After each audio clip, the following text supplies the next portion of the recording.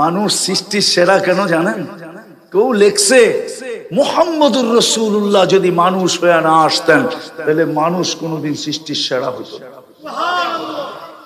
মুহাম্মদুর রাসূলুল্লাহ মানুষ রূপে আসছেন বিদায় মানুষ সৃষ্টির সেরা। কেন আল্লাহ ডাইরেক্ট বন্ধুকে মানুষের ভিতরে পাঠায় দিয়েছেন। কাকে? কাকে?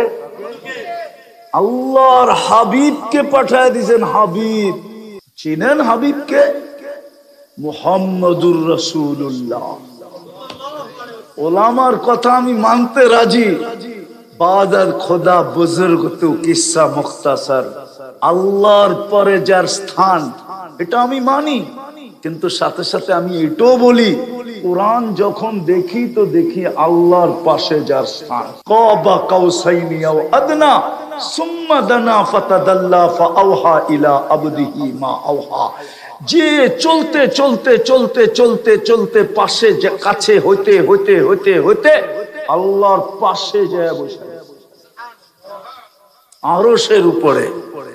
অথচ যেটা নূরের জগৎ, নূরীদের সর্দার, নূরীদের জিবরিল নূরে ফেরেশতা, নূরের তৈরি। জিবরিল আলাইহিস সালাম নূরীদের সর্দার, উনিও সিদরাতুল মুনতাহায় যায় বলতেছেন আগে যাওয়া যাবে না।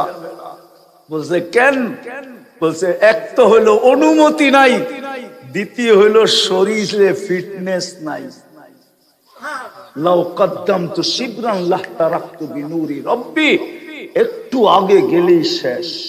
যেইখানে উনি আগে যাইতে পারেন না ওইখানে মুহাম্মদুর রাসূলুল্লাহ যাইতে যাইতে যাইতে যাইতে যাইতে যাইতে যাইতে আরশের নিচ, ওইখান থেকে আরশের উপর, ওইখান থেকে আস্তে আস্তে কাবা কাউসাইনি আও আদনা সুম্মা দানা ফাতাদাল্লা ফাআওহা ইলা আবদিহি মা আওহা।